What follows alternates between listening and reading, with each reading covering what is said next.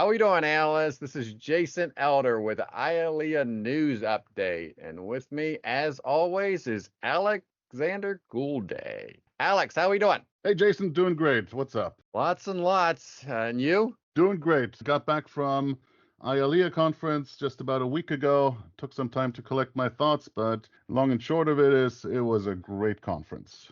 All right, and I do want to touch on that, but news before the conference was IALEIA has a new vice president. Indeed. So the new vice president is Phil Powell. For folks watching the association, Phil is a long-term member of IALEIA. He is based out of Kingston, Jamaica, has been the past president of the IALEIA Jamaica chapter. Most recently, he served as the chapter's director on the board until stepping down last year, and now he has agreed to serve out the remainder of the vice president term until like July 2025. Yeah, so that's the next set of elections for the executive board for IALEIA is next July. Right, or that's when they will take office. Elections are actually going to be earlier than that. So. Oh, okay.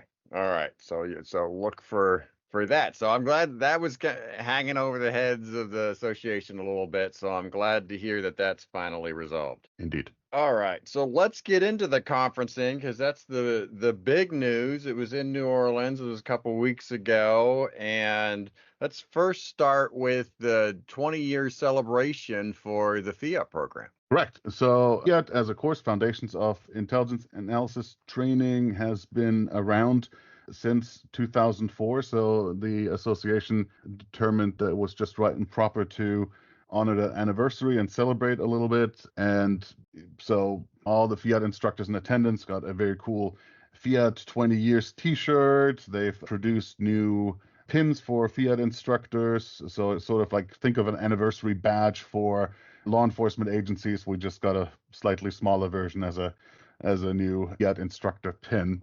And then the icing on the cake, which I thought was a really nice touch, was President Dave McClocklin of the association has recognized all FIAT instructors with the IALEIA President's Award for their continued volunteer service as instructors. And I thought that was very nice. Yeah, I'm a former FIAT instructor myself, so I am glad that the program is continued and is flourishing. And in fact, it was also announced that there's going to be a new module, a new version of the FIAT to be laid out soon, right? Correct. Yeah. So we call it FIAT 4.0, and it is a reorganization of the curriculum, streamlining some things, making sure we're keeping on top of developments in the field, and making sure that the program continues to serve beginning analysts as they start their journey in the field of intelligence analysis.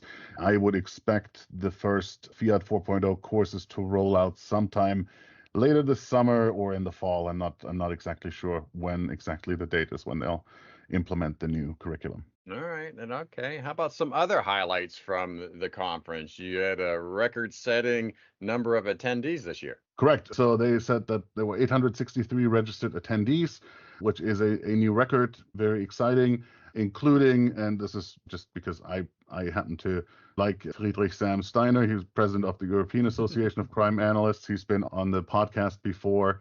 Mm-hmm. I've known Sam for years and worked with him on a number of different things, but never had a chance to actually meet him in person until just a couple of weeks ago in New Orleans. So that was pretty great. Yeah, and so you guys could talk German. We did, and we confused a lot of folks. We did indeed. Oh, a quick Sam Steiner story. This is probably going back 10 years ago. He was presenting, and he had this German word, and I really wish I knew the German word, but it was a very long German word. And it was in his PowerPoint, but he didn't say the name of the word, and it kept popping up on each slide. And finally, so it just, people started to giggle. People started to kind of make up the words, what they thought it was, whispers. And finally, somebody asked him what that word was, and he explained it, what it was, and why he had it in there. And then, like 2 slides later, the word was in there again, and he goes, "Oh, there's that word again." Yeah, that sounds like him. So I'm so glad you guys finally got to meet. So then, what are some of the other highlights then for the week? So lots of courses, lots of content, lots of non-US presenters. So were a number of Mm-hmm. different presentations offered by members from the UK National Crime Agency, some Canadian presenters as well. So definitely stronger focus on, you know, stronger outlook on international perspectives, which I thought was really, really good. And I think as we look to next year, the next year's conference location is Vancouver, British Columbia, Canada. And that has been announced. And I think the date is the week of April 7th. Don't quote me on that yet, but I think I've seen that somewhere. So a little bit earlier in the year than the more recent ones, but that should be really exciting. Looks like a fantastic location, and the Vancouver, BC area analysts that were in attendance are very, very happy and excited to host us Yeah. in Canada. So that's going to be pretty great. Go ahead. Just a quick note on that. For those that aren't thinking ahead, get your passports now. Work on Correct. those. You're going to need a passport to get into Canada. If you don't have a passport, it's going to take months and months and months to get. And even to update old ones is quite a process. So get your passport updated now so you don't have that be a concern next April. That is a really good point, and that's important to note. So mark the calendars sometime in April. I'm sure there'll be a message or two posted about that event. Probably, I would hazard a guess. Yeah. So the only other thing I wanted to point out, and this is just as a personal point of pride, I was invited to speak on futures thinking and strategic planning for analysts. So they scheduled me to have 2 sessions on this particular topic that were part of the certificate track that IALEIA and LEIU usually offer. And I had 313 attendees over those 2 sessions.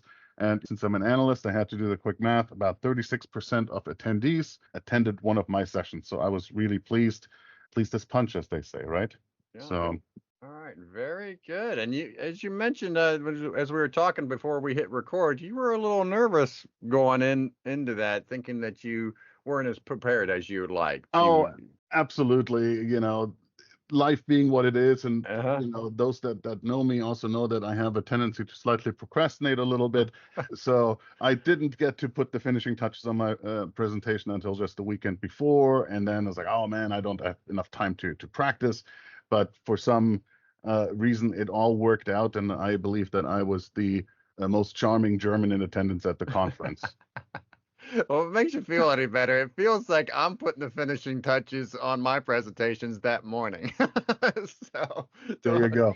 don't feel bad if you did it a whole weekend before. But well, no, very, very good. It's always great to present and then just to be able to hit that home run that you're wanting. So kudos to you. Congratulations. Thank you very much. Yeah, it's one of the things that I really enjoy doing, and as I've gotten a little bit more mature in my career, something I really enjoy engaging with folks on topics that I think are of interest, and then having the follow-up conversations. That's the other part, the ones that you have after the meeting when people seek you out and have a question or want to discuss an aspect of your presentation or make comments. This is fun. This is what I genuinely enjoy. So Yeah. And then what about New Orleans as a host city? So how did that treat you? So that was fun. It was interesting. I hadn't been to New Orleans for 24 years. Last time was in 2000. So it's been a long time. Mm-hmm. Fun place, lots of things to do.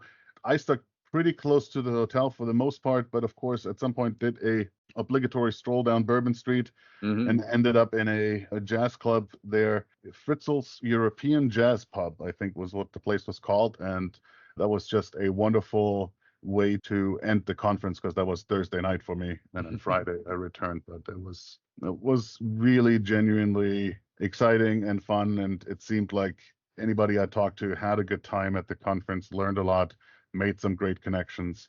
So everything that you would expect to happen at a conference. All right. And then you got any ideas for next year? You mentioned the location, but you heard anything in terms of either special topics or things that they're looking to improve or anything moving forward? Not yet. I've not heard any of those conversations. I do think that they expect slightly fewer attendees than this year because American agencies tend to be somewhat stingy, allowing people to travel abroad, even if it's quote unquote just Canada. However, they expect more international attendees because of some changed visa requirements for travel to Canada versus the US. So they expect a larger delegation from Africa and other non-European countries who may have easier visa requirements to access or get into Canada for a conference than into the US. And then outside of the conference, just moving forward, anything coming up you want to note? The only thing that I mentioned, so the new FIAT course is going to be implemented here sometime later this year. Pretty excited for that. Looking forward to having a chance to instruct it myself. And then I would be remiss as an elections chair for IALEIA to not mention that elections will happen the first quarter of 2025, so ahead of the conference. So if you are thinking about becoming involved, looking to step up to serve on the national board, there's plenty of opportunities, whether you want to run for an office or be engaged as a program chair. We have a couple of vacancies. So take a look at the website, see what's open, what's available, and don't hesitate to reach out if you have any questions on that front. There's plenty of people who would love to see more participation, more engagement, and I know that you and I will talk ahead of the elections again to make some additional points about that, because participation matters. Yeah. And another way to get involved and to be brought up to speed is to sit in on the business meetings. Is there going to be a business meeting in May? I think there is. It would be this coming weekend. That would be on the 11th, I believe. Yeah, and if that's something you're interested in doing, I would recommend reaching out to Lynn McCloskey, the secretary, who can share login information with anybody who's interested. These meetings are public and accessible to all members, except for a closed executive committee session only that is usually very brief. So if you want to learn more about the association, more about what's going on, and see if there's some opportunities for you to become involved, I would highly recommend join those meetings. It's an interesting way to learn more about the business of the association. Note that the next meeting will be Saturday, June 8th. So no meeting this month. The next meeting will be June 8th. All right, Alex. Well, it was good catching up with you. Let's make these updates a little bit more common. Let's not go so long without talking and chatting in there. So hopefully we get a chance to chat next month. Sounds great, man. All right. Take care. All right. Bye.